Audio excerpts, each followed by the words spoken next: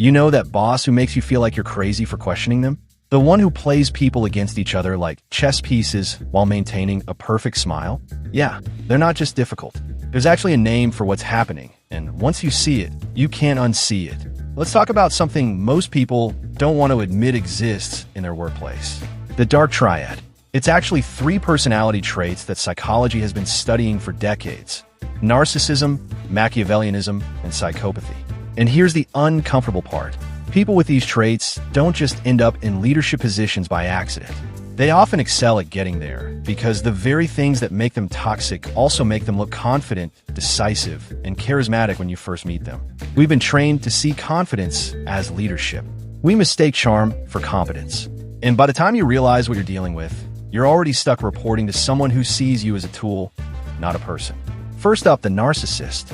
A narcissistic leader genuinely believes they're superior to everyone around them in a deep, unshakable, almost delusional way. At first, this can look like confidence. They walk into a room and own it.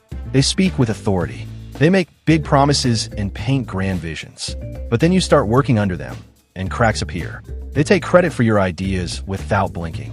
When something goes wrong, suddenly it's everyone else's fault. They surround themselves with people who agree with everything they say because they can't handle even gentle criticism. Narcissistic leaders are often terrible at actually leading during crisis. When things are going well, they're front and center taking bows. But when pressure hits, they either freeze up or lash out. They can't admit mistakes, so instead of fixing problems, they spend energy managing their image and finding scapegoats. The emotional toll this takes on teams is huge. People start walking on eggshells. You spend more time managing your boss's feelings than actually doing your job. Now, let's move to Machiavellianism, which honestly might be the scariest one because these leaders are strategic. Machiavellian bosses don't lose their temper. They don't need constant praise like narcissists do. They're cold, calculating, and always 3 steps ahead. They see relationships as transactions. They see people as pawns.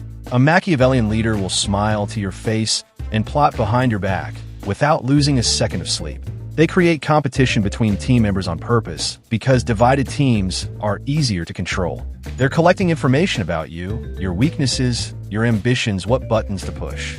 And when they need something from you, they know exactly how to frame it, so you think it was your idea all along. They're patient. They'll wait months or even years to execute a plan. They'll let someone else take the fall for their mistakes while quietly repositioning themselves. You might work for one right now and not even realize it. They don't create drama themselves. They orchestrate it in others. The workplace becomes a game you never agreed to play, and the rules keep changing because your boss rewrites them whenever it suits their agenda. Then there's psychopathy. Corporate psychopathy is about a lack of empathy, shallow emotions, and a willingness to harm others without guilt. Psychopathic leaders don't feel bad about the damage they cause. They just don't care.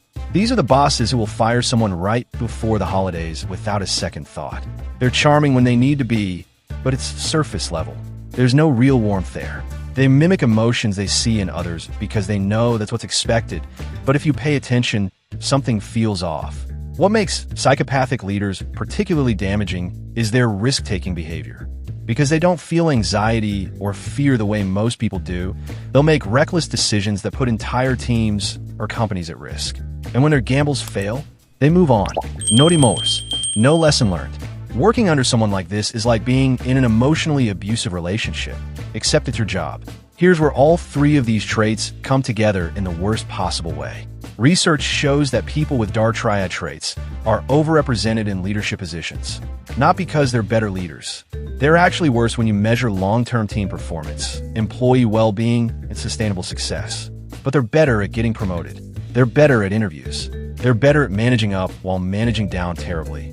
And our corporate culture rewards this. We promote based on short-term results and charisma instead of character and sustainable leadership. We mistake ruthlessness for strength. We confuse manipulation with strategy. So what do you actually do if you're stuck with one of these people? First, document everything. Emails, meetings, decisions, promises made and broken. Because these leaders will gaslight you. Paper trails are your friend. Second, build alliances carefully.